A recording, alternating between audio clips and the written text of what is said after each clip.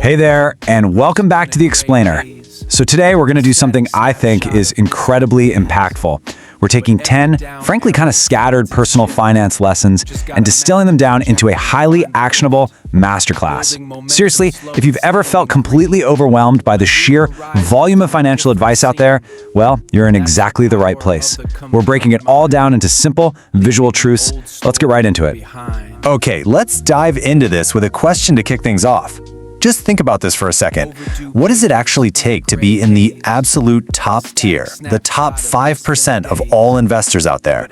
I mean, do you need a massive wall of flashing monitors? Do you need a PhD in advanced economics or some wild, incredibly risky day trading strategy? Well, the answer might actually shock you. It's just being completely average. Yeah, no joke. The path to real life-changing wealth isn't about complex day trading or constantly moving your money around or trying to perfectly time the market. It's literally entirely about consistency and endurance. As we'll see today, mastering personal finance is way less about your math skills and much, much more about mastering your own behavior. So, to make sense of all this, we've organized these lessons into 4 cohesive pillars for our agenda today. First up, mastering delayed gratification. Then, the big 3 financial numbers. Number 3, why investing should be boring. And finally, ignoring financial peer pressure. All right, let's hit pillar number 1, mastering delayed gratification. Look, overcoming our deeply wired human instinct for an immediate reward is the absolute foundation of all wealth building. Honestly, if you can't master this step, the rest of the mechanical strategies we're going to talk about simply won't work. But there's this really memorable, powerful mental framework you can use. It goes like this: if you can't buy it twice, don't buy it. So imagine you're eyeing a brand new $500 gaming console. You glance at your checking account and think, yeah, I've got enough to swing that. But ask yourself, if that console cost $1,000, would that double purchase completely stress out your finances? Because if the answer is yes, you actually can't afford the $500 purchase in the first place. And this is why saving is the most critical factor right at the very beginning of your journey. Imagine building a $101,000 nest egg over 6 years. It turns out a massive 77% of that entire wealth built is purely from brute force saving. Not some magical stock picking, just saving. The friction is always highest at the beginning of compounding. It's your initial discipline, that delayed gratification, that actually funds your future empire. But you know, delayed gratification isn't just about buying gadgets. It also drastically improves your bigger life choices. When you face a major crossroad, try these 2 steps. Zoom out 10 to 20 years and then evaluate the decision. The source material shares this highly relatable story about a professional working in video game monetization.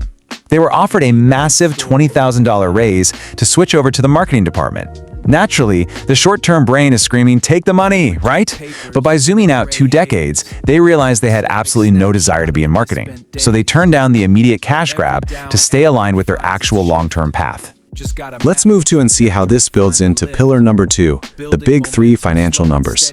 To actually execute on the mindset we just talked about, you need to treat your finances like a business. And that means constantly tracking these 3 metrics: your expenses, your savings rate, where you really want to be aiming for a minimum of 10%, and your total net worth, mainly just for your own peace of mind.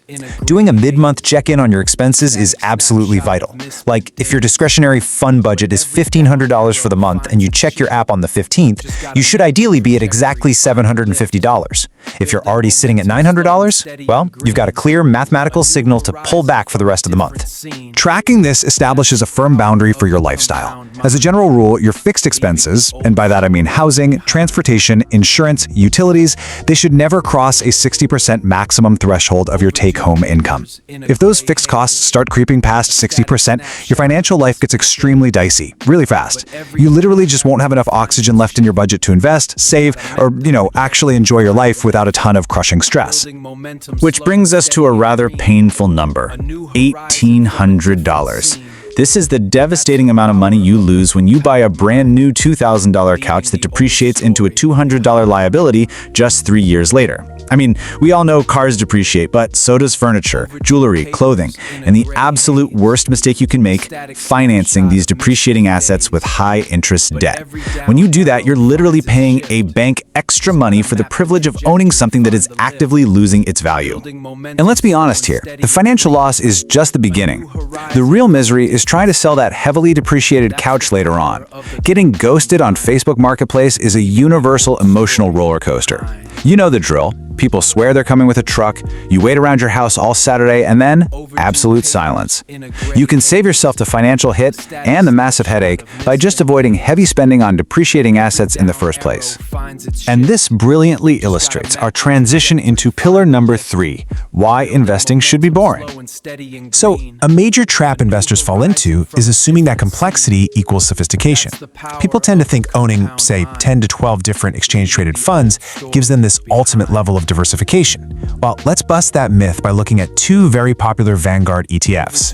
VOO, which tracks the S&P 500, and VOE, which is a mid-cap value fund. A lot of investors might buy both of these, thinking they're brilliantly spreading out their risk.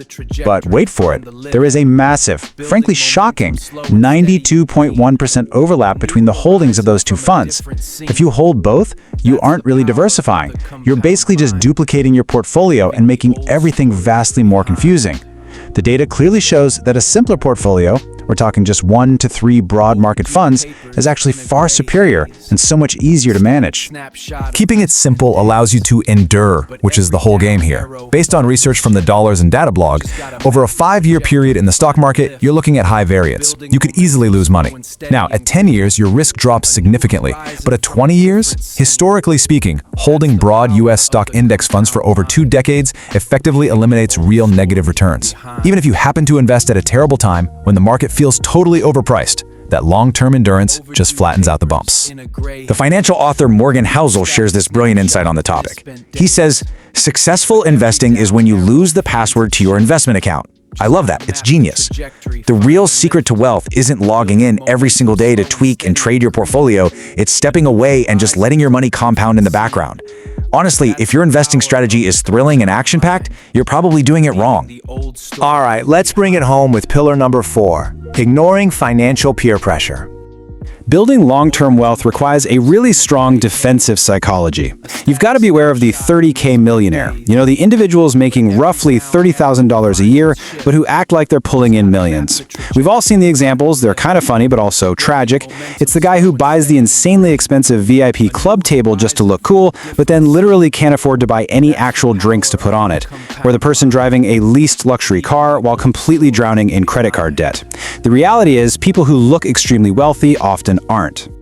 Consider this pretty sobering reality from that classic book, The Millionaire Next Door. If your motive is to make money to spend money on the good life, you're never going to make it. True millionaires generally live well below their means. They practice what we call stealth wealth. They really aren't interested in looking rich. They're entirely focused on actually being financially free. So how do you defend your wealth? Wrap your mind around a few quick rules. First, realize that everyone has completely different values and goals. Second, internalize the fact that social media is just a highlight reel. Trust me, nobody is posting pictures of their overdue bills. And third, always apply a personal filter to all financial advice. You have a totally unique risk profile, so you should never blindly copy a neighbor's or even a YouTuber's financial strategy without stopping to ask, is this actually right for me? I want to wrap up our explainer today with this provocative question, and I want you to really think about it. Are you building real wealth for your future? Or are you just spending to impress people today? Let that challenge you a bit. I really hope you take these principles, start tracking your big 3 numbers, embrace the absolute boredom of smart investing, and start building your own stealth wealth right away. Thanks so much for diving into this with me today, and keep learning.